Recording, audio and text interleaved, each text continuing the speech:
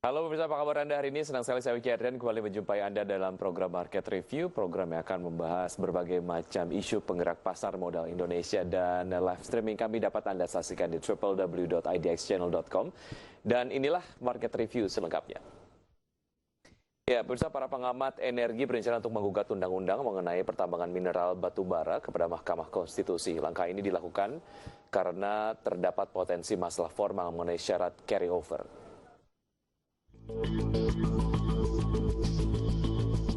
Para pengamat energi berencana akan menggugat Undang-Undang Nomor 3 Tahun 2020 mengenai pertambangan mineral batu bara kepada Mahkamah Konstitusi.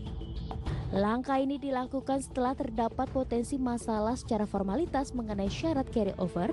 Selain itu, Minerba juga dinilai tidak sejalan dengan prosedur carryover sesuai dengan Undang-Undang Nomor 12 Tahun 2011 tentang pembentukan peraturan perundang-undangan, termasuk potensi masalah peran Dewan Pimpinan Pusat, ketentuan perpanjangan kontrak karya, serta perjanjian karya pertambangan batu bara menjadi izin usaha pertambangan khusus.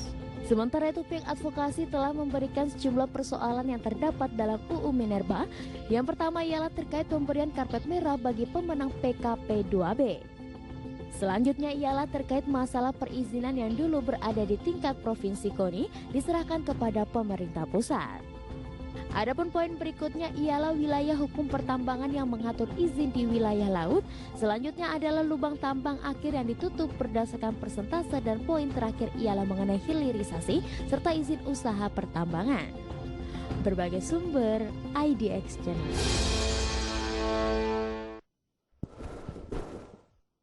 Ya, untuk membahas tema kita hari ini mengenai bola panas Undang-Undang Minerba sudah bergabung melalui aplikasi Zoom Bapak Ahmad Reddy, pengamat energi dan pertambangan Universitas Tarumanegara. Selamat pagi Pak Ahmad. Pagi Mas Wiki. Ya, terima kasih sudah bergabung bersama kami di Market Review. Sehat selalu ya Pak Ahmad ya. Alhamdulillah sehat Mas Wiki, sehat. Ya, baik.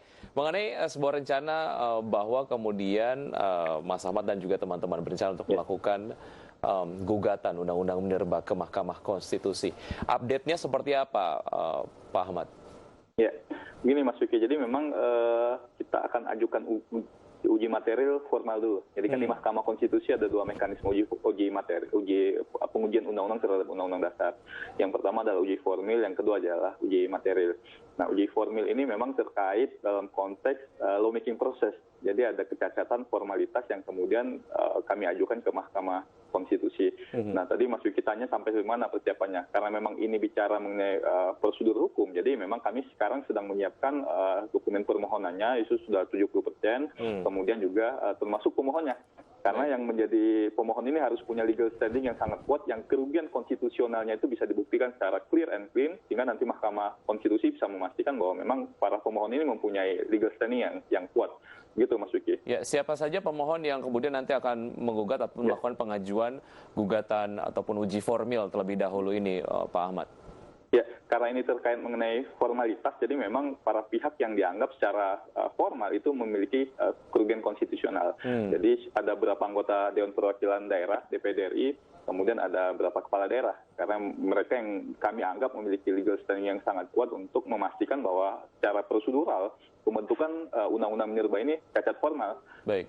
Itu Mas Vicky. Ya, seperti Anda tadi sebutkan bahwa pihak-pihak yang melakukan pengajuan pengujian ataupun penggugatan uji formil ya kepada Undang-Undang Minerba ini adalah mereka yang kemudian mengalami kerugian konstitusional. Kecacatan formil apa yang terkandung dalam Undang-Undang Minerba sehingga ini menjadi indikator mengapa akhirnya pengujian formil ataupun gugatan ini harus dilakukan? Ya, ada kecacatan formil yang kami anggap menjadi potensi luar biasa dalam pembentukan undang-undang ini, sehingga kemudian menurut kami bisa dibatalkan oleh Mahkamah Konstitusi. Yang pertama adalah mekanisme carryover, Mas Wiki. Jadi sesuai dengan pasal 71A Undang-Undang 12/2011, sebagaimana diubah dengan Undang-Undang 15/2019, ini kan ada mekanisme carryover. Artinya bahwa rancangan undang-undang itu bisa dilanjutkan pembahasannya oleh DPR periode berikutnya sepanjang daftar inventarisir masalahnya sudah dibahas di DPR periode sebelumnya. Nah, faktanya memang RUU Minerba ini belum ada pembahasan DIM-nya di periode 2014-2019.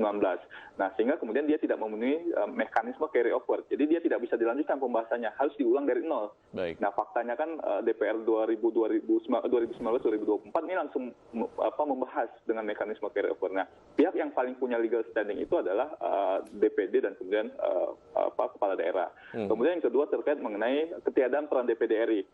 Mas Wiki. Jadi sesuai dengan pasal 22D Undang-Undang Dasar, Dewan Perwakilan Daerah itu kan harus terlibat ikut menyusun dan membahas semua rancangan di bidang sumber daya alam. Baik. Termasuk menyiapkan DIM-nya, itu putusan Mahkamah Konstitusi.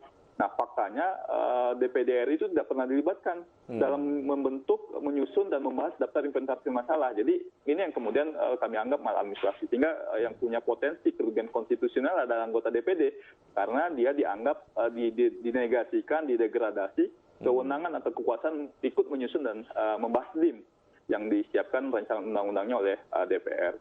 Yang ketiga adalah Ya, dilanjutkan, silakan Pak Ahmad. Yang ketiga kaitan dengan azas-azas pembentukan peraturan perundang-undangan, Mas Wiki. Jadi salah satu azas pembentukan peraturan perundang-undangan itu adalah azas keterbukaan. Nah, ini rancangan undang-undang Minerba ini kami sinyalir ini tertutup, berdasarkan bukti-bukti yang kami miliki, dia tertutup, kemudian bilateral antara panja RUU Minerba dengan pemerintah, kemudian tidak melibatkan partisipasi publik secara luas, termasuk pemerintah daerah. Karena pemerintah daerah ini memiliki kepentingan harusnya terkait mengenai substansi RUU Minerba, tapi tidak dilibatkan dalam prosesnya, termasuk misalnya konsultasi publik, uji publik, dan lain-lain. Nah, ini pemerintah daerah punya legal standing yang sangat kuat. Jadi berdasarkan 3 alasan tadi, Mas Wiki, kemudian kami kaitkan dengan para pemohon yang punya legal standing yang kuat, ya tadi anggota DPD RI, kemudian kepala daerah, termasuk beberapa masyarakat sipil yang akan mengajukan permohonan ke Mahkamah Konstitusi. Baik, gitu Mas Wiki. Dalam proses formulasi sebuah aturan ataupun undang-undang, jika kemudian DPD, pemerintah daerah, dan juga masyarakat sipil tidak dilibatkan, konsekuensinya apa, Mas Ahmad? Artinya apakah akan ada inspirasi-inspirasi yang tidak terakomodir dalam undang-undang ini nantinya? Ya, betul. Pertama memang misalnya tadi kaitan dengan peran DPD. DPD itu kan memang dibentuk oleh Undang-Undang Dasar sebagai lembaga yang kemudian menjadi wakil daerah di pemerintah pusat. Artinya kepentingan daerah itu diserap oleh DPD, kemudian dimasukkan ke dalam setiap rancangan undang-undang di bidang sumber daya alam dan hubungan pusat dan daerah. Nah, ketika kemudian DPD ini dinegasikan, padahal kemudian kepentingan daerah itu harus masuk ke materi muatan sebuah undang-undang, nah ini perspektifnya tidak kemudian perspektif berbasis keberpihakan pada daerah, hanya kemudian berpihak pada kepentingan pemerintah pusat. Nah, ketiadaan peran DPD ini secara filosofis tidak sesuai, karena memang Undang-Undang Dasar menghendaki jadi hubungan antara pemerintah pusat dan daerah itu dilakukan secara adil dan selaras. DPD harus dilibatkan dalam pembahasan rancangan undang-undang di bidang sumber daya alam. Karena nanti sumber daya alam itu kan berada di daerah. Artinya kepentingan daerah itu harus diserap baik melalui DPD maupun oleh pemerintah daerah yang kemudian diajak ikut terlibat dalam diskusi-diskusi RUU Minerba. Nah, ini di RUU Minerba ini tidak ada DPD itu tidak ada secari kertas pun yang menyatakan bahwa DPD itu menyiapkan daftar inventarisir masalah. Padahal Mahkamah Konstitusi, Mas Wiki, mengatakan bahwa apabila ada rancangan undang-undang dari DPR, maka ada 2 DIM, yaitu DIM dari pemerintah dan DIM dari DPD RI. Nah, faktanya daftar inventarisir masalah dari DPD ini nggak pernah ada. Jadi DPR tidak pernah bersurat kepada DPD meminta DIM untuk disampaikan kepada DPR terkait RUU Minerba. Bibit-bibit desentralisasi perizinan pertambangan di daerah ini ternyata sudah terlihat dari proses awalnya gitu ya, ketika DPD dan juga pemerintah daerah dan juga masyarakat sipil tidak dilibatkan. Dan buktinya untuk di undang-undang ini juga untuk perizinan pertambangan hanya dipusatkan di pusat saja gitu ya. Kita akan elaborasi soal ini usai jeda berikut ini Pak Ahmad, dan pemirsa tetap di Market Review. Usai jeda kami akan segera kembali.